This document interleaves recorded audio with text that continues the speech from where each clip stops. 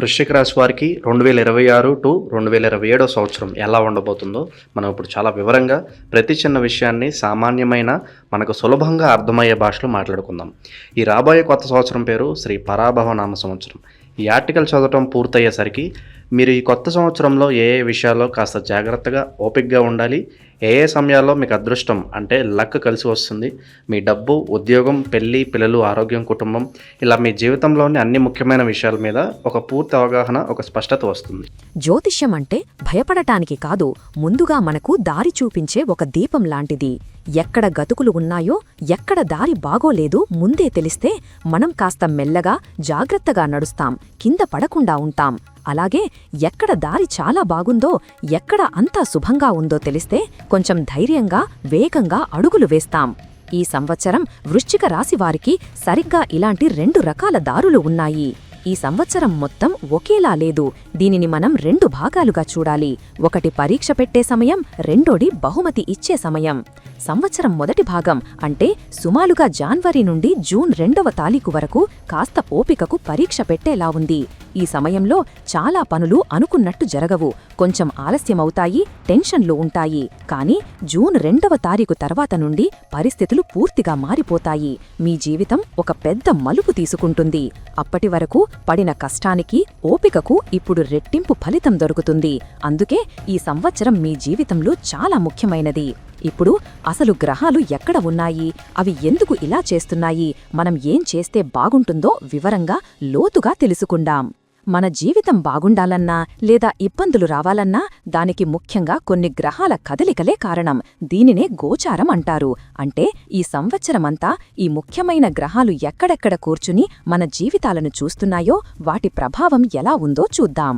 గురువు మన జాతకంలో అన్నిటికన్నా ముఖ్యమైన శుభాలను ఇచ్చే గ్రహం గురువు. ఈ గురువు 2026 సంవత్సరం మొదలైనప్పటి నుండి అంటే జనవరి నుండి జూన్ 2వ తారీఖు వరకు మీ రాశికి 8వ ఇంట్లో అంటే అష్టమ స్థానంలో ఉన్నాడు. జ్యోతిష్యంలో 8వ ఇల్లు కొంచెం కష్టమైనదిగా చెబుతారు. ఇక్కడ శుభగ్రహమైన గురువు ఉండటం వల్ల అనుకోని అడ్డంకులు వస్తాయి, పనులు అర్ధాంతరంగా ఆగిపోతాయి, మనం చెయ్యని తప్పుకు కూడా మాట పడాల్సి వస్తుంది. ఒక రకమైన టెన్షన్, ఏ పని మొదలు పెట్టినా ఇది అవుతుందో లేదో అన్న భయం ఉంటాయి. డబ్బుకు ఇబ్బంది లేకపోయినా చేతిలో డబ్బు నిలవదు. శుభకార్యాలు అంటే పెళ్లి లాంటివి కూడా లేట్ అవుతాయి. అందుకే ఈ మొదటి 6 నెలలు కాస్త జాగ్రత్తగా ఉండాలి అంటారు. కానీ అసలైన శుభవార్త ఇక్కడే ఉంది. జూన్ 2వ తారీఖున ఈ గురువు 8వ ఇంటి నుండి 9వ ఇంట్లోకి మారుతున్నాడు. 9వ ఇల్లు అంటే భాగ్యస్థానం, అంటే అదృష్టం ఇచ్చే ఇల్లు. మీ పూర్వపుణ్యం, దేవుడి దయ, పెద్దల ఆశీర్వాదం అన్నీ కలిసి వచ్చే స్థానం ఇది. గురువు ఎప్పుడైతే ఇక్కడికి వస్తాడో అప్పటిదాకా ఉన్న కష్టాలన్నీ మంచులా కరిగిపోతాయి. ఇక్కడ నుండి అక్టోబర్ 31 వరకు గురువు ఇక్కడే ఉంటాడు. ఆ తరువాత కూడా 10వ ఇంట్లోకి అంటే మీ ఉద్యోగ స్థానంలోకి వెళతాడు. అది కూడా కెరీర్ పరంగా చాలా మంచిది. కాబట్టి మీ మంచి సమయం అంతా జూన్ 2 నుండే మొదలవుతుంది.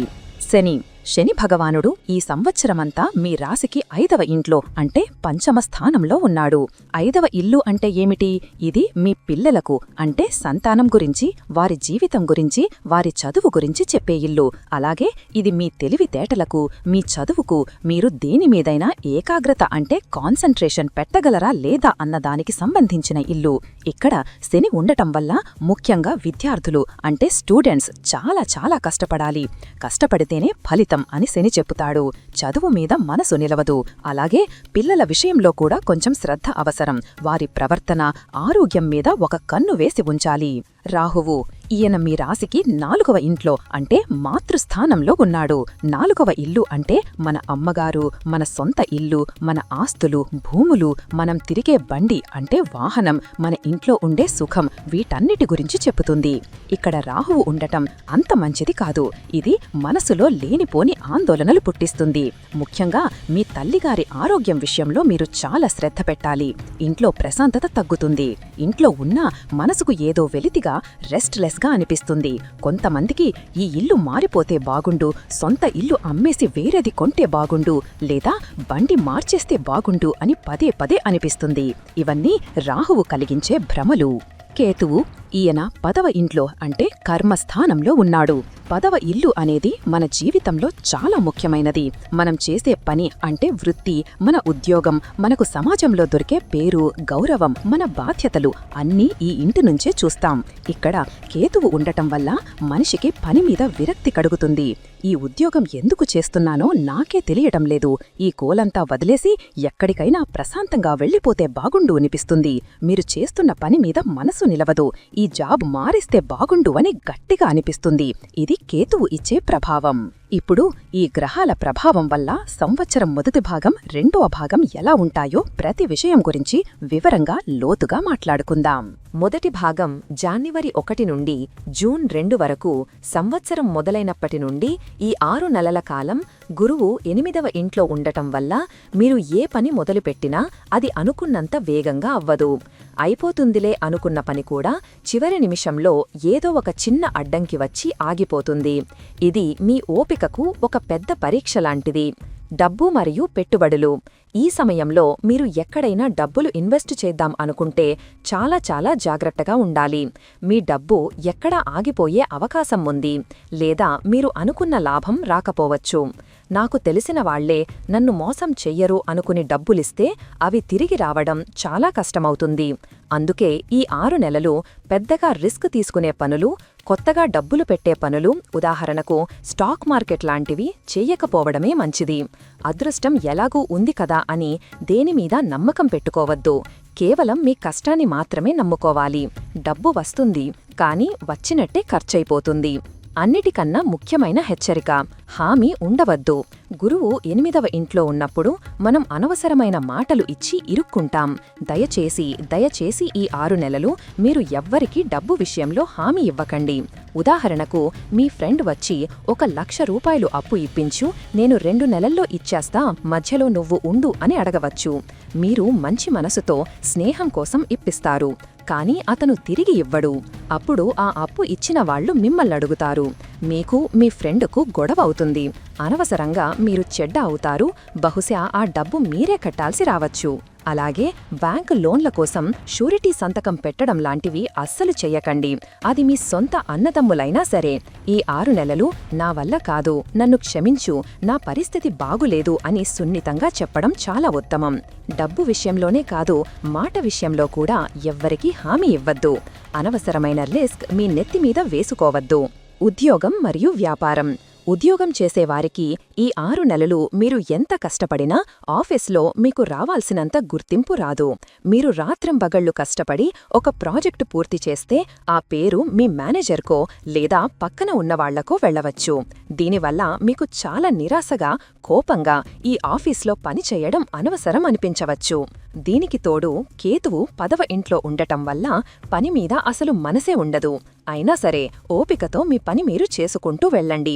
ఇది కొద్ది రోజులే. వ్యాపారం చేసేవారికి కూడా ఈ మొదటి భాగం కొంచెం సవాళ్లతో నిండి ఉంటుంది. లాభాలు పెద్దగా ఉండవు, ఖర్చులు పెరుగుతాయి.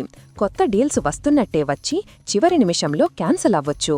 ఈ సమయంలో కొత్తగా వ్యాపారం మొదలుపెట్టడం లేదా ఉన్న వ్యాపారాన్ని పెంచడం కోసం పెద్దగా అప్పులు చెయ్యడం మంచిది కాదు. ఓపిక పట్టండి. పెళ్లి ప్రయత్నాలు మరియు శుభకార్యాలు. ఇది కూడా చాలా ముఖ్యం. పెళ్లికాని వృశ్చిక రాశి వారికి ఈ జాన్యువరి నుండి జూన్ వరకు వచ్చే సంబంధాలు వస్తున్నట్టే వచ్చి చివరి నిమిషంలో ఆగిపోతాయి. అన్ని మాట్లాడుకుంటారు, జాతకాలు కలుస్తాయి, అమ్మాయి అబ్బాయి ఒకరికొకరు నచ్చుతారు. ఇక ఫంక్షన్ హాల్ కూడా బుక్ చేద్దాం అనుకునే టైంలో ఏదో చిన్న కారణం వల్ల మాకు ఈ సంబంధం వద్దు అని చెప్పడం లేదా వాళ్ల నుండి సమాధానం రాకపోవడం జరగవచ్చు. దీనివల్ల మీరు మీ కుటుంబ సభ్యులు చాలా టెన్షన్ పడతారు. అన్ని బాగున్నా ఎందుకు ఇలా జరుగుతుంది అని బాధపడతారు. కానీ కంగారు పడకండి, ఇది కేవలం గ్రహాల ప్రభావం మాత్రమే. గురువు 8వ ఇంట్లో ఉన్నప్పుడు శుభకార్యాలు ఇలాగే ఆలస్యమవుతాయి. కాబట్టి ఈ టైంలో పెళ్లి గురించి తొందరపడొద్దు. వచ్చిన సంబంధం గురించి బాగా ఎంక్వైరీ చేయడం, అబ్బాయి అమ్మాయి గురించి పూర్తిగా తెలుసుకోవడం ముఖ్యం. రెండో భాగం జూన్ 2 తర్వాత అదృష్టం మీ తలుకు తట్టే సమయం. ఎప్పుడైతే జూన్ 2వ తారీఖున గురువు 8వ ఇంటి నుండి 9వ ఇంట్లోకి అంటే మీ భాగ్యస్థానంలోకి అడుగు పెడతాడో అప్పటి నుండి మీ లైఫ్ ఒక పెద్ద టర్నింగ్ తీసుకుంటుంది. ఇన్నాళ్లు మీరు పడిన కష్టానికి, మీ ఓపికకు ప్రతిఫలం దొరికే సమయమిది. 9వ ఇంటు అంటేనే అదృష్టం. అంటే మీరు తక్కువ కష్టపడినా ఎక్కువ ఫలితం వస్తుంది. పనులు వాటంతట అవే జరిగిపోతాయి. దేవుడి దయ, పెద్దల ఆశీర్వాదాలు మీకు పూర్తిగా ఉంటాయి. డబ్బు మరియు లాభాలు. మీ ఆర్థిక పరిస్థితి చాలా బలంగా తయారవుతుంది. డబ్బు రావడానికి కొత్త దారులు తెరుచుకుంటాయి. ఇన్నాళ్లు ఆగిపోయిన పనులన్నీ ఇప్పుడు మళ్లీ ఒక్కొక్కటిగా మొదలై సక్సెస్ అవుతాయి. ఎక్కడైనా డబ్బులు రావాల్సి ఉండి ఆగిపోయి ఉంటే అవి ఇప్పుడు వస్తాయి. చేతిలో డబ్బులు బాగా ఉంటాయి. మీరు కూడా దేవుడి పనుల కోసం, అంటే ధార్మిక కార్యక్రమాలు, పూజలు, దానాలు, గుడులకు వెళ్లడం లాంటి మంచి పనుల కోసం ధైర్యంగా ఖర్చు చేస్తారు. జూన్ వరకు డబ్బు కోసం పడిన టెన్షన్ అంతా పోయి మనసు ప్రశాంతంగా ఉంటుంది. ఉద్యోగం మరియు వ్యాపారం. ఈ సమయంలో ఉద్యోగం కోసం ప్రయత్నం చేసేవారికి చాలా మంచి కంపెనీ నుండి ఆఫర్ వస్తుంది. మీరు అనుకున్న దానికన్నా మంచి జీతం, మంచి పొజిషన్ దొరుకుతాయి. నిరుద్యోగులకు ఇది ఒక వరం లాంటి సమయం.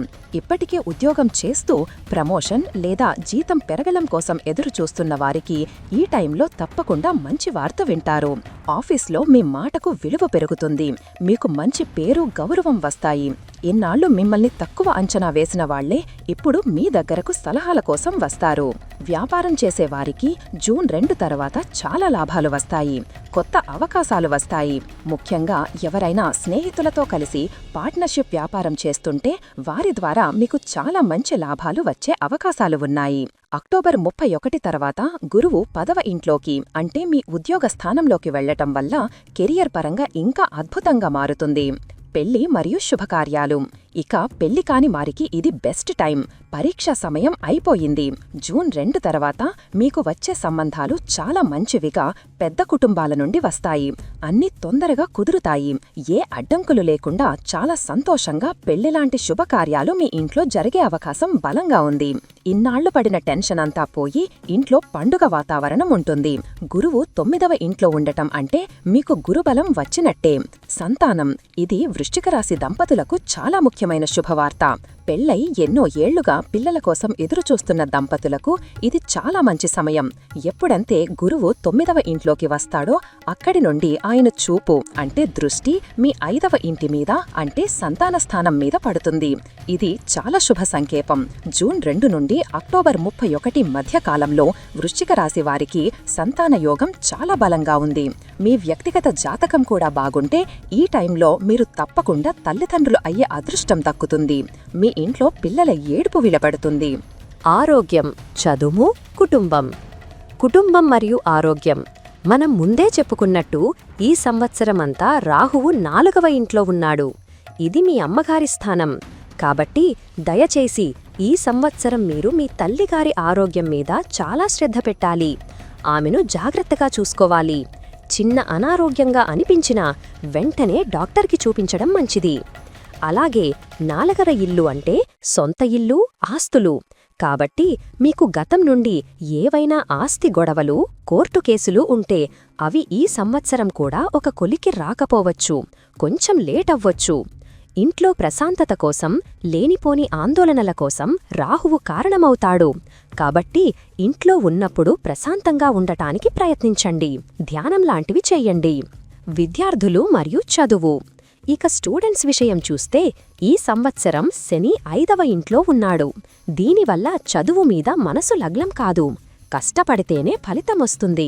దీనికి తోడు జూన్ వరకు గురువు 8వ ఇంట్లో ఉండటం వల్ల ఇది ఒక డబుల్ కష్టం లాంటిది. చదవాలి అని పుస్తకం పట్టుకుంటారు, కాని మనసు ఎక్కడో ఉంటుంది. ఏకాగ్రత అస్సలు ఉండదు. కాని జూన్ 2 తర్వాత గురువు 9వ ఇంట్లోకి మారినప్పటి నుండి మీకు దేవుడి దయతోడవుతుంది. మీ కష్టం, శని మరియు అదృష్టం, గురువు రెండూ కలుస్తాయి. అప్పుడు మిమ్మల్ని ఆపేవారే ఉండరు. పరీక్షల్లో అద్భుతమైన మార్కులు వస్తాయి. ముఖ్యంగా ఎవరైతే ఫారిన్ అంటే విదేశాలకు వెళ్లి చదువుకోవాలి, పెద్ద యూనివర్సిటీలో సీటు రావాలి అని ప్రయత్నాలు చేస్తున్నారో వారికి జూన్ తరువాత సమయం ఒక వరం లాంటిది. వారి కలలు తప్పకుండా నెరవేరుతాయి. పెళ్లైన వారి జీవితం. పెళ్లైన దంపతులకు సంవత్సరం మొదట్లో అంటే జూన్ వరకు గురువు 8వ ఇంట్లో ఉండటం వల్ల భార్యాభర్తల మధ్య చిన్న చిన్న గొడవలు, అనవసరమైన టెన్షన్లు ఉండవచ్చు. ముఖ్యంగా డబ్బుకు సంబంధించిన విషయాలు ఇంట్లో ప్రశాంతతను తగ్గిస్తాయి. కానీ ఎప్పుడైతే జూన్ 2న గురువు స్థానం మారుతాడో మీ ఇంట్లో కూడా పరిస్థితులు మారిపోతాయి. మీ ఆర్థిక పరిస్థితి మెరుగుపడుతుంది. చేతిలో డబ్బులు ఉండటం వల్ల మీ మానసిక ప్రశాంతత కూడా పెరుగుతుంది. భార్యాభర్తల మధ్య ఉన్న అపార్థాలు అన్నీ తొలగిపోయి మీ బంధం ఇంకా బలంగా తయారవుతుంది. మీరు మీ జీవిత భాగస్వామితో కలిసి పుణ్యక్షేత్రాలు అంటే దైవ దర్శనాలు చేసే అవకాశాలు కూడా ఉన్నాయి. ఒక ముఖ్య గమనిక: మధ్యవర్తిత్వం వద్దు. ఈ విషయాన్ని నేను మళ్ళీ చెప్పుతున్నాను, ఎందుకంటే ఇది చాలా ముఖ్యం. సంవత్సరం మొదటి భాగంలో అంటే జూన్ వరకు డబ్బు విషయంలో హామీ ఇవ్వద్దు అని చెప్పాను కదా, అలాగే ఈ సంవత్సరం అంతా ముఖ్యంగా పెళ్లి సంబంధాలు కుదిర్చే విషయంలో మీరు మధ్యవర్తిగా అస్సలు ఉండకండి. ఉదాహరణకు, మీకు అటు అమ్మాయి పక్షం ఇటు అబ్బాయి పక్షం రెండు వైపులా బాగా తెలుసు. మీరే మధ్యలో ఉండి ఈ పెళ్లి కుదిర్చారు అనుకుందాం. రేపు పెళ్లి అయ్యాక వాళ్ల కాపురంలో ఏ చిన్న గొడవ వచ్చినా లేదా వాళ్లు ఏదైనా అబద్ధం చెప్పి పెళ్లి చేసుకున్నా ఆ నింద అంతా మీ మీదే పడుతుంది. నువ్వే కదా మధ్యలో ఉండి చేసింది, నీవల్లే మా జీవితం ఇలా అయ్యింది అని మిమ్మల్ని మాటలు అంటారు. అందుకే మీకు రెండు వైపులా ప్రతి చిన్న విషయం 100% నిజం అని తెలిస్తే తప్ప దయచేసి పెళ్లి సంబంధాల్లో మధ్యవర్తిగా ఉండకండి. ఇది మిమ్మల్ని అనవసరమైన చిక్కుల్లో పడేస్తుంది. చెయ్యాల్సిన పరిహారాలు: ఈ సంవత్సరం మీకు ఏలినాటి శని, అష్టమ శని, అర్ధాష్టమ శని లాంటి పెద్ద దోషాలు ఏమీ లేవు కాబట్టి మీరు పెద్దగా భయపడాల్సిన అవసరం లేదు. కానీ రాహువు 4వ ఇంట్లో, కేతువు 10వ ఇంట్లో ఉండటం, శని 5వ ఇంట్లో ఉండటం వల్ల కొన్ని చిన్న పరిహారాలు పాటిస్తే మనసు ప్రశాంతంగా ఉంటుంది, చెడు ప్రభావం తగ్గుతుంది. రాహువు 4వ ఇంట్లో ఉండటం వల్ల ఇంట్లో ప్రశాంతత కోసం మరియు మీ అమ్మగారి ఆరోగ్యం కోసం ప్రతి శనివారం నాడు సరస్వతీదేవిని లేదా దుర్గామాతను పూజించడం చాలా మంచిది. దుర్గా సప్తశ్లోకి చదవడం ఇంకా మంచిది. అలాగే మీ చుట్టుపక్కల అనారోగ్యంతో ఉన్న పెద్దవారికి, ముసలివారికి, ఆస్పత్రిలో ఉన్నవారికి మీకు తోచిన సాయం చెయ్యడం అంటే పండ్లు, మందులు లాంటివి ఇవ్వడం లేదా ఆశ్రమాలకు సేవ చేయడం చాలా మంచిది. ఇది శని మరియు గురువు ఇద్దరికీ సంతోషాన్ని ఇస్తుంది. ఒకే మాటలో చెప్పాలంటే వృశ్చిక రాశి వారికి ఈ 2026-2027 సంవత్సరం అనేది ఒక ఓపిక పరీక్ష లాంటిది. సంవత్సరం మొదటి 6 నెలలు అంటే జనవరి నుండి జూన్ 2 వరకు మీ ఓపికను, మీ కష్టాన్ని పరీక్షిస్తుంది. ఈ సమయంలో మీరు ఎట్టి పరిస్థితుల్లోనూ అదృష్టాన్ని నమ్మవద్దు, మీ కష్టాన్ని మాత్రమే నమ్ముకోండి. అనవసరమైన రిస్కులు తీసుకోవద్దు, ఎవరికీ హామీలు ఇవ్వద్దు, ఓపికగా ఉండండి. ఎప్పుడైతే మీరు ఈ పరీక్షలో పాస్ అవుతారో జూన్ 2 తర్వాత నుండి గురువు మీకు ఒక పెద్ద బహుమతి ఇవ్వబోతున్నాడు. అప్పటి నుండి మీ అదృష్టం మొదలవుతుంది. డబ్బు, ఉద్యోగం, పెళ్లి, సంతానం ఇలా అన్ని విషయాల్లానూ మీకు శుభమే జరుగుతుంది. కాబట్టి మొదటి 6 నెలలు జాగ్రత్తగా ఓపికగా ఉండండి. రెండో 6 నెలలు మీకు రాబోయే మంచి సమయాన్ని, అదృష్టాన్ని సంతోషంగా అనుభవించండి. అంతా మంచే జరుగుతుంది. ఈ వీడియో మీకు నచ్చినట్లయితే లైక్ చేయండి, షేర్ చేయండి. ఇలాంటి మరిన్ని వీడియోల కోసం ఛానల్ను సబ్స్క్రైబ్ చేసుకోండి. అలాగే బెల్ ఐకాన్ను నొక్కండి. దీని ద్వారా మేము చేసే ప్రతి వీడియో నోటిఫికేషన్ రూపంలో మీ వద్దకు చేరుతుంది.